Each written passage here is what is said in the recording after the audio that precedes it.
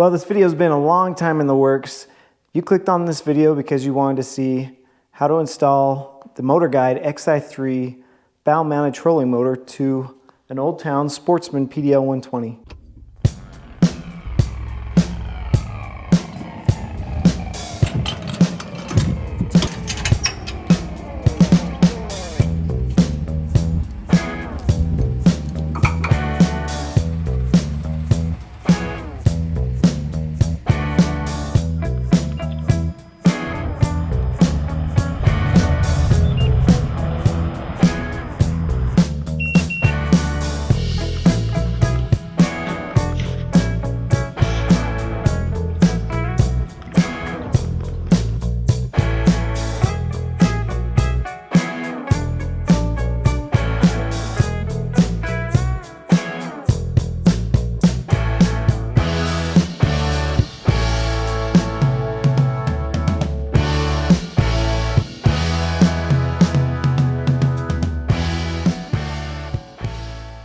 As you can tell on this table, there's tons of add-ons that we're going to be doing here.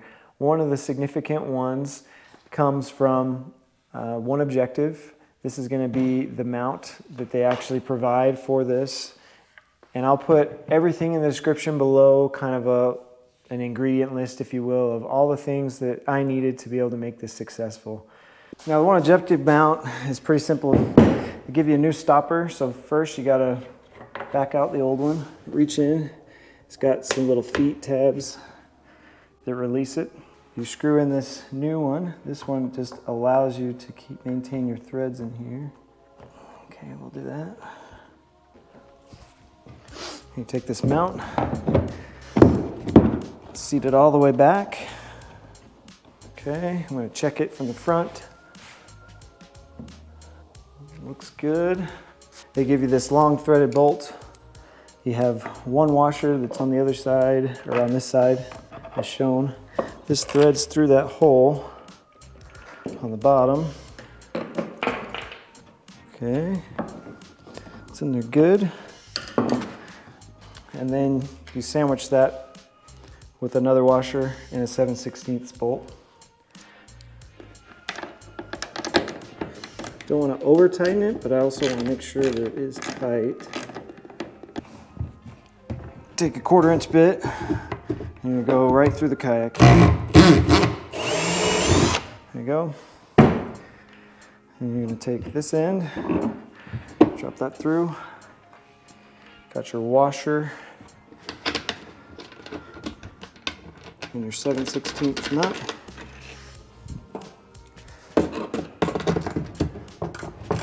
Finish that up with possibly some silicone on the bottom there, but so that's it. That's the mount. It's pretty straightforward. There's just two 7/16 nuts that you screw down. Plus it has the existing ones from your handle here. So this thing isn't going anywhere. You can lift it all day long from there. Very sturdy. And now we'll move on to the quick release mount. This is the MotorGuide quick release bracket. And this is what comes in the box. You've got this pin that pulls out. This is your puck. This is what's going to mount to the one objective mount, so I'll go show you over there. Okay, so now we've got our puck here. These inlet holes, you want those to be inset from the top so that you can hide the bolt end. Just make sure they get threaded right from the beginning so you don't cross thread anything. You'd hate to have that happen on you. So I'm just early starting these, not going too far until I get them all set, and then I'll kind of go around like you would a tire. So this is a 3/16 Allen wrench, in case you're wondering. I think that should be good. This lid you can purchase from Old Town for probably $20, $30. And so for me, my idea is I'm going to drill through this lid and put two locations here with the Yakutech through hole kit. One that'll come underneath, so it'll come underneath the plug that'll go all the way to the battery. Will come underneath here, mount here, and then we'll have the cabling for the motor to there. And then we'll put another one here for the fish finder transducer cable to run through. So with this lid, you can kind of see the faint line of this oval. There's an inner oval that's inside this outer perimeter of the oval. And if you look in, that inner oval is this, part of that hatch. So that kind of gives you a guideline of where to stay in so that you're not drilling into an area that would compromise the integrity of the lid or just affect some of that plastic. So as you can tell, this is kind of the layout that I'm going to proceed with.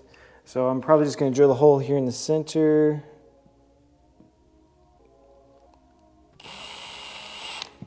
Give me a pilot hole to go from.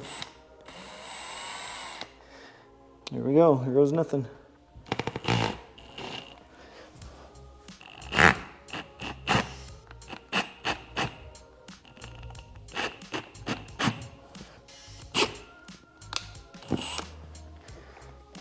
So what I did here was I used a permanent marker to mark where 1 inch is on this step bit, so that way I know where to stop. See how that fits on the other side. Pretty good. So that one's done. Other than we'll have to drill these holes for this. And as I mentioned, you don't want to over tighten these screws because they will strip out of this plastic. And the last step would be to silicone the back side of this, as well as in between the rubber and around the wire is what Yakutech suggests. So now that we have this over, we've got to take our cord through, but as you can tell, we've got, this is supposed to reduce any kind of noise or interference on your fish finder. So we're going to take that off temporarily. And now we're going to take this cord through the hole. And I'm just going to dry fit these until I kind of get a good feel for what I want to do permanently. So I don't know if you've heard about the Anderson plug, but this is a great waterproof plug that can be used for marine applications. Included in this kit, you have these 2 terminals for 8-gauge wire. And then you can decide whether you want to use the bigger hole or the smaller hole grommet, depending on what kind of wire. Since I'm doing 8-gauge, I'm going to be using the larger hole. So we can just put these 2 away. And I've already just used a utility knife to cut the insulation off of the hot wire because I just wanted to show you how I was going to do this. So I went and bought some marine grade heat shrink. I'm going to use the 3/8 size. So we put our grommet on, and we put our heat shrink on, and now we're going to put this end on. The important thing to keep consistent is making sure that the drop of this is down. So we'll put that on here. Got some crimpers.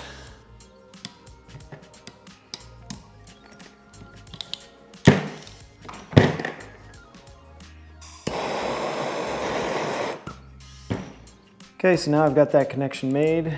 We'll start piecing this thing together. There's a side that's got just a screw hole and then a side that's filled for you to screw into. So you gotta flop that so each side has something to screw into. Put your screw in.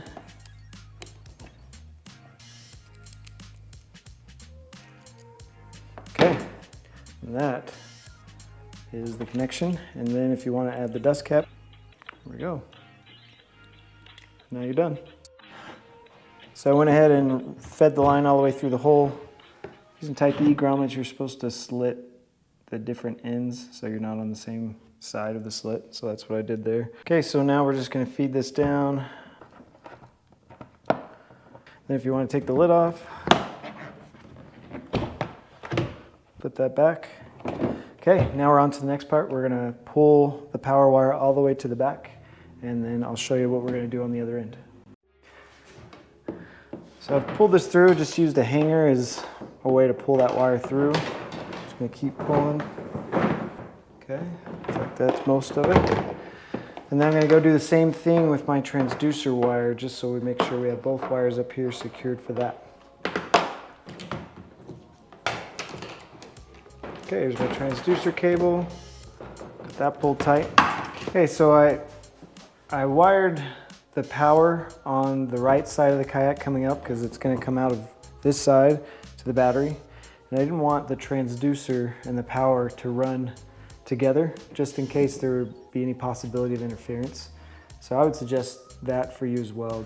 Now, just like we did with the front hatch, you can see this oval that's light that's still around here. That shows how they molded this in there. So you just want to make sure you're staying inside and you're avoiding, as this locks, it's not moving over. So what I'm going to do, because of this space on this side, I'm going to have this hatch always pointed this way so that I can make sure that in this space I will put the power coming out, and then on that space I'll have my power to the Garmin as well as my transducer wire out. Again, now I have my holes bored into this rear hatch cover, and all we need to do now, I forgot that I need to take this off again, so make sure that you're doing that when where your cables won't fit through. So, and then also sometimes it might be hard to fit through that hole with both of these, so I'm going to do the same thing with this plug. Just be careful not to break it.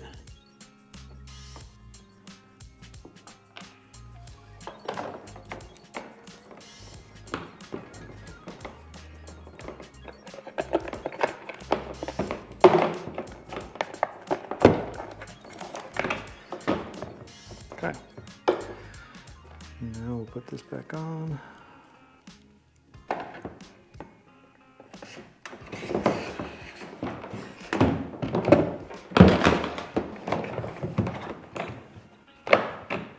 Okay, that's just fine.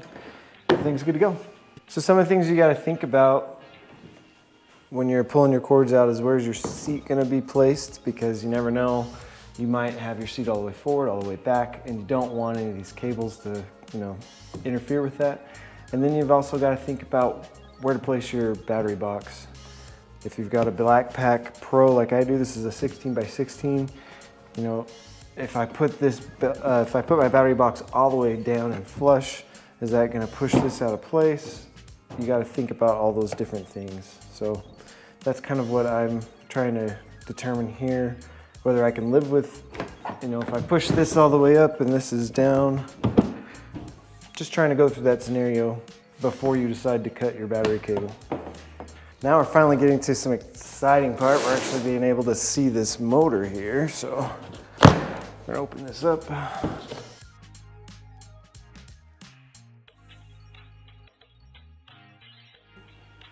Okay, here it is. It's fully unboxed. This is the MotorGuide Xi3. This is the PinPoint GPS version, so super pumped about this. All I need to do now is disconnect these side plates and then put this on the top mount, and then it can be mounted onto the kayak. So we're gonna go to that point now. So this is what comes in our bag here. We've got our prop, got a lanyard for a remote. We have the actual PinPoint MotorGuide remote. Got some included mounting bolts for if you want to mount that on your boat. We've got the pin and the nut for the prop. And then the rest is instructions. So there's a Phillips head. This is just gonna give you access to the side, and I'll show you that once I pull this off. Do both sides.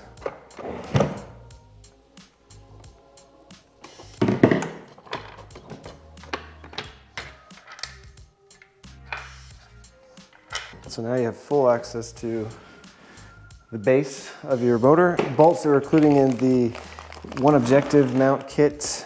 And we're gonna take those, drop it down. These nuts include the one objective mount for this. They're 10 millimeter. They give you a washer and a nylon nut. We will start up here.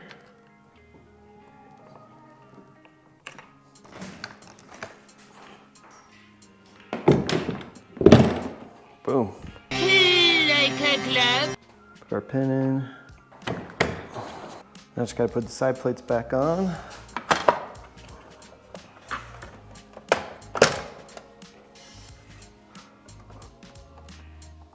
Now we just gotta determine how much cord we're willing to cut off. and I probably want to have a decent loop left just in case I ever need to get back into here. Ooh, that's the tricky part, determining how far to cut off. Okay, here we go. Goes nothing. So now we're going to use the Anderson plug again to connect it. Okay, last check.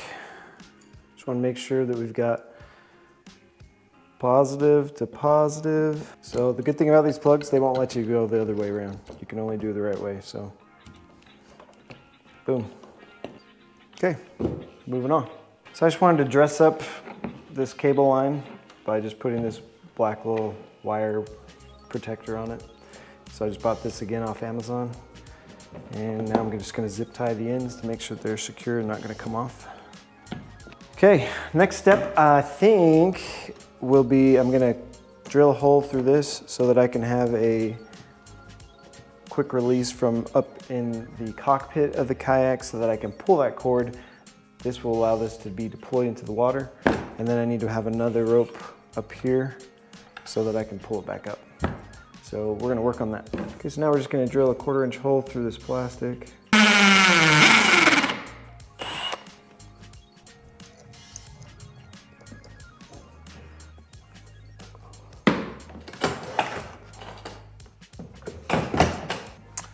Okay, then we need a rope up here.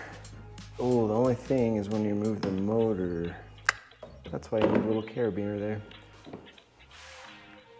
So in doing this project, I was so excited. I really researched it in depth and looked at everything that other people did to kind of try to see what I wanted to adapt into my own build. And one of the things that came up quite a bit was the actual remote that comes from the factory. There's a plastic where this loop would tie to. There's a plastic right here. It's just one thin plastic loop that you would loop this through. And I found a company out of Billings, Montana called TKI, and they provide trolling motor remote plates. So on the back you have this milled aluminum plate. You take out the 4 original short screws, they give you these spacers and this milled plate and then new extended screws. You take out the 4 screws like I mentioned, you add the extension pieces in here, and then you add these longer screws, put it down in place, put the loop through the metal now, and you don't ever have to worry about relying on that plastic.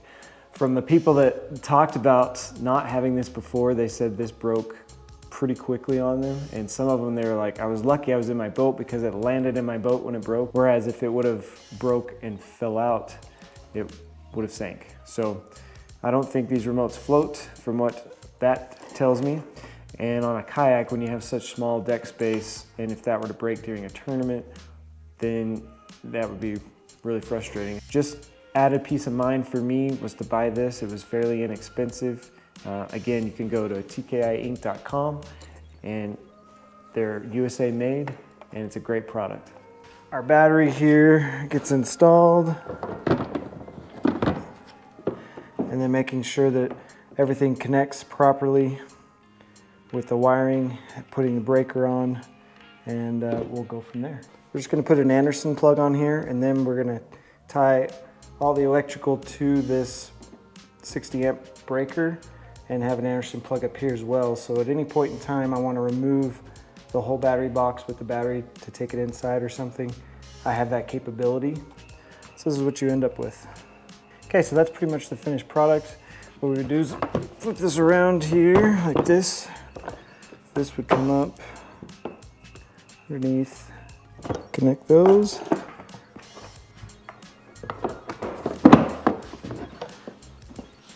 Plain and simple as that.